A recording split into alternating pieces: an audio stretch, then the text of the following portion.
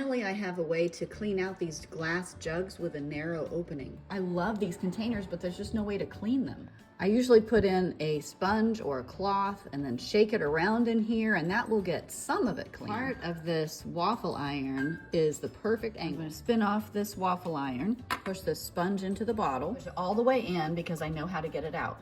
Now I can press against the sides of the glass with the sponge and have full control of it.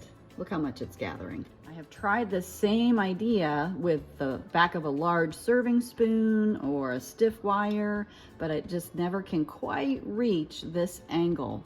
This is the only thing I have found that works. We'll get the bottom corner too. Removing the sponge is easy. Just press against the sponge as you lift, and it'll come all the way up into the neck until you can grab it. Here it comes. Finally, a way to clean the inside of these bottles.